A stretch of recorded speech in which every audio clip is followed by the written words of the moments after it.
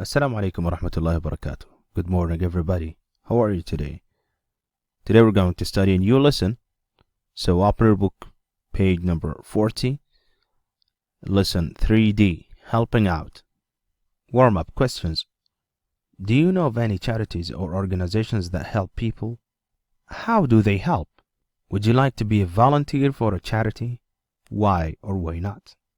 Organization of Islamic Cooperation is one of the biggest Islamic organizations around the world. Its main goal is to help people who are in need in the Islamic world. Now listen, read, and find out more about this organization. 3D. Helping out. 2. Read. A. Look at the title of the text. What do you think the Organization of Islamic Cooperation does to help people? Listen, read, and find out. Organization of Islamic Cooperation. The Organization of Islamic Cooperation, OIC, is a 57-state organization based in Jeddah, Saudi Arabia, with members from all around the Islamic world. Since 1969, it has helped the Islamic community through fundraising events, donations, charities, and humanitarian programs. In addition, it supports Muslims in times of war or other emergencies, such as natural disasters, and helps those who are suffering from lack of medical care. Apart from that, the OIC educates people on how to deal with health problems and other dangers. In the countries of the Horn of Africa, such as Somalia and Kenya, more than 12 million people are affected by lack of food and water, as well as serious illnesses.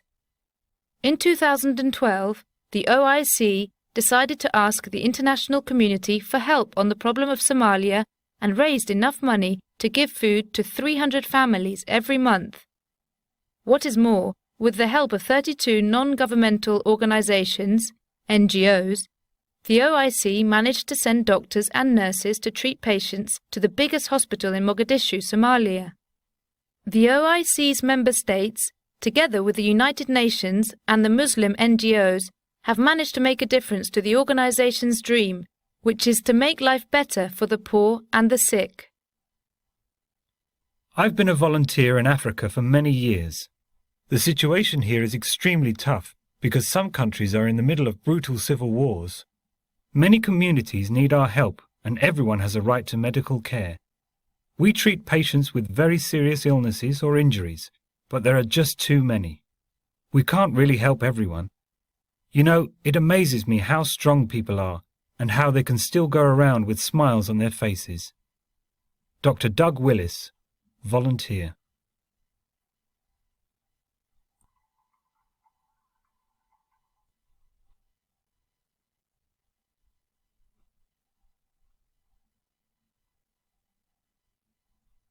Three. Vocabulary. A. Match the words from 1 to 6 from the text with the dictionary entries from A to F.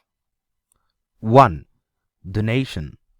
It goes with C. It's a noun.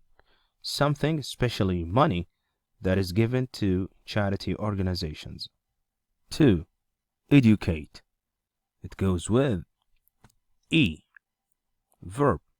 To teach somebody about something or how to do something. 3. Tough. It goes with F. Adjective. Very difficult. 4. Treat. It's A. Verb.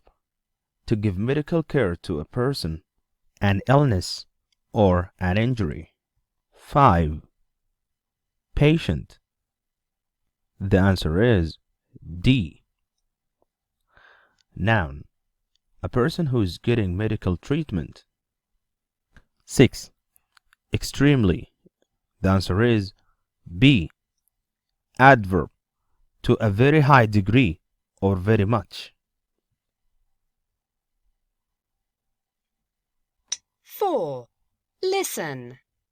A. What do you think that people do on Helping Africa Day? Listen to a TV reporter and check your answers. Welcome back. As you know, it's Helping Africa Day today, so keep sending in those donations. Right now we're going to Jeff, who's at Milton School in Shrewsbury. He's talking to some more people who are doing different activities to raise money. We're having fun, that's for sure. Nice portrait, by the way. Thanks, but I'm not sure it looks like me. Everyone is doing something creative here at Milton School, as you can see. There are people doing arts and crafts, pottery, and of course painting portraits, including me and Milton School's head teacher, Alan Taylor. Hello, Mr. Taylor. How's it all going? Great! Everybody's having fun, and we've raised a lot of money. Really? How much so far? Well, the total at the moment is about £12,500, but we haven't finished yet. Good luck. Now, over here we've got Steve Wilkins, a PE teacher. He's trying to break the record for raising the most money in a day. Well done, Steve. Thanks, but you have to make a donation too. Of course. Here you go. Thanks. Good luck, Steve. Okay, if we move the camera over here, you can see a huge cake, and it's in the shape of Africa. Here's the school chef, Tom Richards. Is this a record breaker too? No, it isn't, but it's the biggest cake I've ever made. Did you make it by yourself? No, I've had lots of help from the students. Well, I'd love to try some now, but I've heard someone quite special is coming to cut the cake. Is that right? Yes, but we don't know who it is. I do, but I'm not telling. All I'm saying is he's very famous. Okay, back to you at the studio. That's all very exciting. We'll be back to Milton School to see who turns up to cut the cake later. But now we're going to...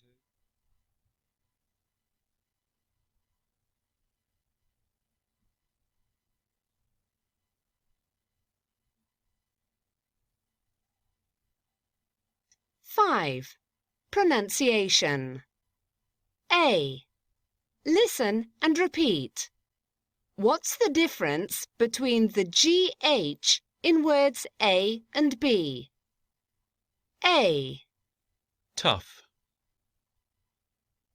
B. Through. Listen and circle the words which contain GH as F. When we see G followed by H in one word, so sometimes we pronounce it F and sometimes you make it silent. Let's listen now. Right. Enough. Daughter. Wait. Laugh. Cough. Bought. Neighbour. Straight.